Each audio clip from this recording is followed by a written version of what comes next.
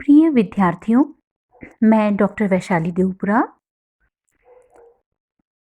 Second year BA के students को संबोधित कर रही हूँ और फोर्थ यूनिट के अंतर्गत जो टॉपिक है सेंट्रल स्टेट रिलेशंस, उसका हम अध्ययन कर रहे हैं। इससे पूर्व के लेक्चर में हमने केंद्र और राज्य के प्रशासनिक और विधायी संबंधों का अध्ययन किया था और आज हम बच्चों केंद्र राज्य वित्तीय संबंधों का अध्ययन करेंगे। संघात्मक शासन व्यवस्था में केंद्र और राज्यों की सरकारों के बीच केवल विधायी और प्रशासनिक शक्तियों का ही विभाजन नहीं होता, बल्कि वित्तीय स्रोतों का भी बंटवारा होता है। वित्तीय स्रोतों के विभाजन को लेकर राज्यों के बीच मतभेद और तनाव उत्पन्न होना स्वाभाविक है। यह समस्या बहुत पुरानी है और विश्व में अधिकांश जगह जहां संघ व्यवस्था है वहां वित्तीय संबंधों को लेकर परेशानियां उत्पन्न होती है। केंद्र तथा राज्यों के मध्य राजस्व के साधनों के विभाजन के आधारभूत सिद्धांत हैं कार्यक्षमता, पर्याप्तता तथा उपयुक्तता। इन तीनों उद्देश्यों को एक साथ पाना कठिन था, इसलिए भारतीय संविधान में समझौते की चेष्टा की गई। संविधान द्वारा केंद्र और राज्यों के मध्य जो वित्तीय संबंधों का विभाजन किया गया, उनमें कुछ बातों को ध्यान में रखा गया। कर निर्धारण, शक्ति का वितरण और करों से प्राप्त आय का विभाजन। भारतीय संविधान में वित्तीय प्रावधानों की दो विशेषताएं हैं। पहली, संघ व राज्यों के मध्य कर निर्धारण की शक्ति का पूर्ण विभाजन कर दिया गया और द्वितीय, करों से प्राप्त आय का बंटवारा होता है। संघ के जो प्रमुख राजस्व स्रोत हैं उनमें निगम कर, सीमा शुल्क, निर्यात शुल्क, कृषि भूमि को छोड़कर अन्य संपत्ति पर संपदा शुल्क, विदेश ऋण, रेल, रिजर्व बैंक, शेयर बाजार सम्मिलित है। और राज्यों के प्रमुख राजस्व स्रोत में प्रति व्यक्ति कर, कृषि भूमि पर कर, भूमि और भवन पर कर, संपदा शुल्क, पशुओं तथा नौकाओं पर कर, बिजली के उपयोग विक्रय पर कर, वाहनों पर चुंगी सम्मिलित है।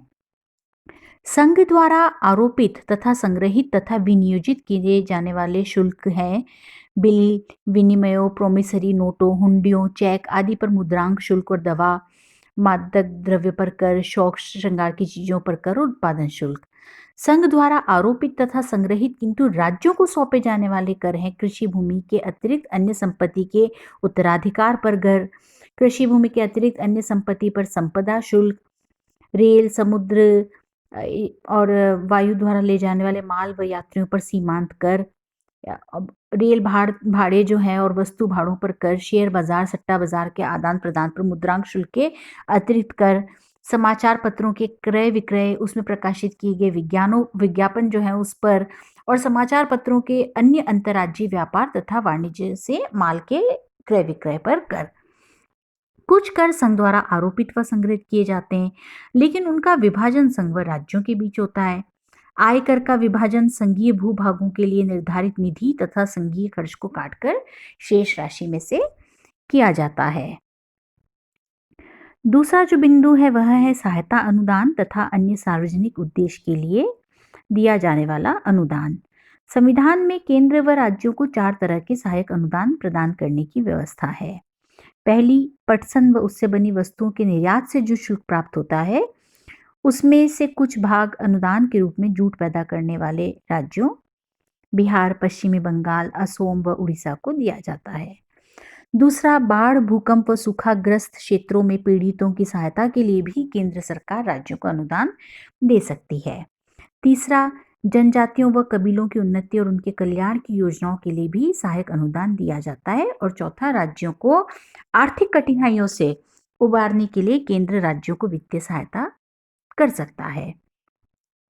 तीसरा बिंदु है ऋण लेने संबंधी उपबंध। संविधान केंद्र को अधिकार प्रदान करता है कि वह अपनी संचित निधि की साख पर देशवासियों व विदेशी सरकारों से ऋण ले सके। ऋण लेने का अधिकार राज्यों को भी प्राप्त है, परंतु वे विदेशों से उधार नहीं ले सकते। यदि किसी राज्य सरकार पर संघ सरकार का कोई कर्ज बाकी है तो राज्य सरकार अन्य कर्ज संघ सरकार की अनुमति से ही ले सकती है। इस प्रकार का जो कर्ज है वह देते समय संघ सरकार किसी भी प्रकार की शर्त लगा सकती है। करों की विमुक्ति की बात की जाए तो राज्यों द्वारा संघ की संपत्ति पर कोई कर तब तक नहीं लगाया जा सकता जब तक संसद विधि द्वारा कोई प्रावधान न कर दे।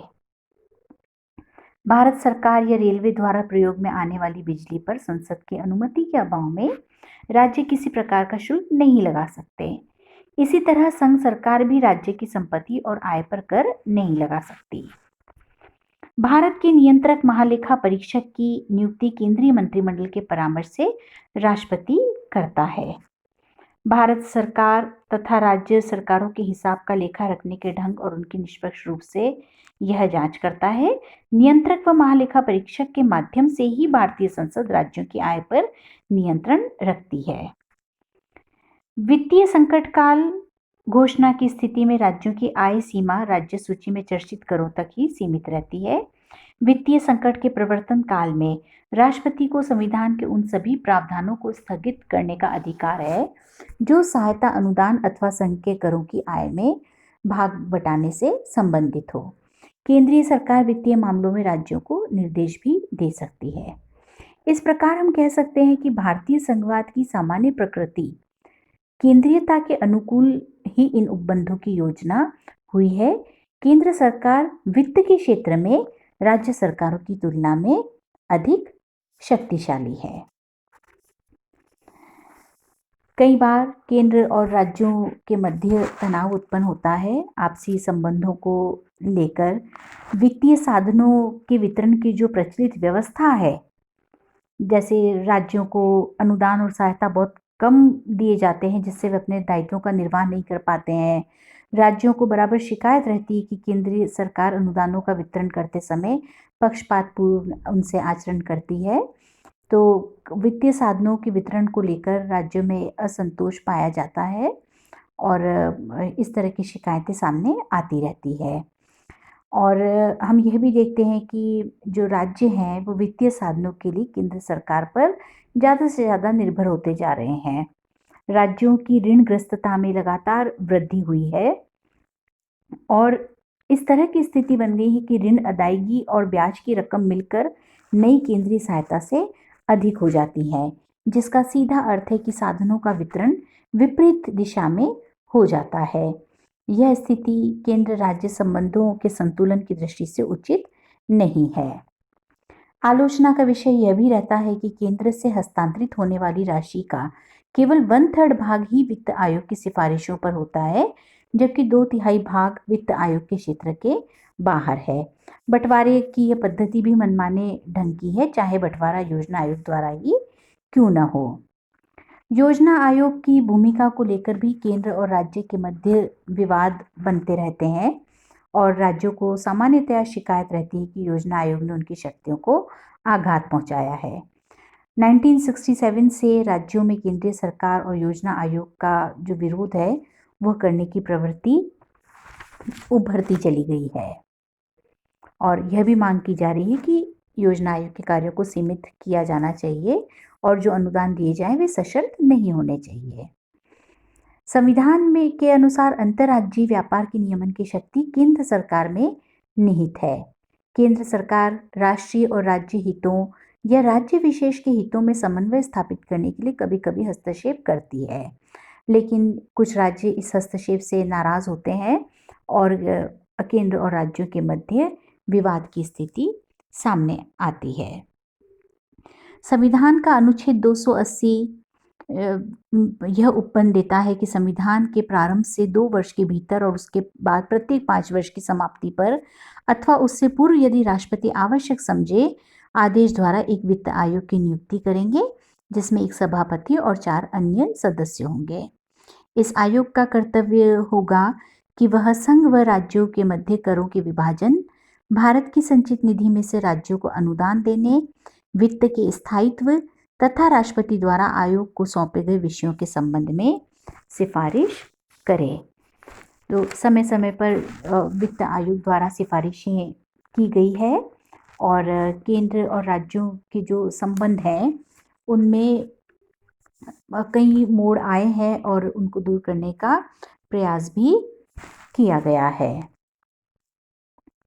वित्तीय साधनों के न्यायपूर्ण आवंटन की बात की गई है और केंद्र राज्य आर्थिक संबंधों को अधिक सहज बनाने के लिए प्रशासनिक सुधार आयोग द्वारा भी प्रयास किए जाते रहे हैं, जिससे कि जो संघ है वह मजबूती से कार्य करे और राज्य जो है उनकी निर्भरता केंद्र पर कम से कम रहे।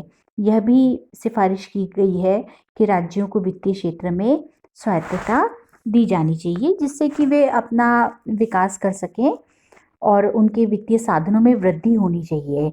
लेकिन इसके लिए स्वयं राज्य सरकारों को भी प्रयास करते रहने चाहिए। एक और तो मितव्ययता अपनाई जानी चाहिए तथा दूसरी ओर सस्ती लोकप्रियता प्राप्त करने की चेष्टा छोड़कर वित्तीय साधन बढ़ाने चाहिए। वस्तुतः वित्तीय अधिकारों के मामले में केंद्र और राज्यों के बीच कोई टकराव होने नहीं चाहिए। वे एक दूसरे के पूरक बनने चाहिए। दिशा निर्देश देना, तालमेल बैठाना, साधनों के वितरण का काम केंद्र के पास तथा आर्थिक कार्यक्रमों पर अमल का दायित्व और अधिकार राज्यों के अंतर्गत हो तो विवाद का कोई कारण नजर नहीं आता है। तो इस प्रकार हम कह सकते हैं कि विधायी, प्रशासनिक और वित्तीय क्षेत्रों के अंतर्गत जो भारत में व्यवस्था है वह केंद्र सरकार के पक्ष में है और केंद्र सरकार को राज्यों पर नियंत्रण की स्थिति प्राप्त है। लेकिन फिर भी राज्य केंद्र सरकार की इकाइयां मात्र नहीं है। ग्रेनविल ऑस्टिन ने कहा भी है, भारत नई दिल्ली नहीं है बल्कि राज्यों की राजधानियां भी है। राज्य केंद्रीय सहायता के आकांक्षी हैं, किंतु राज्यों के सहयोग के बिना संघ बहुत दिनों तक कायम नहीं रह सकता। राज्य सरकारें केंद्र सरकार की नीतियों का माध्यम हो सकती हैं, किंतु उसकी सहायता के बिना केंद्र सरकार अपनी योजनाओं को क्रियान्वित नहीं कर सकते। वस्तुतः दोनों ही एक दूसरे पर निर्भर हैं। अतः केंद्र और राज्य सरकारें यदि परस्पर सहयोग से कार्य करें तो एक मजबूत और सुदृढ़ संघ की स्थापना संभव है।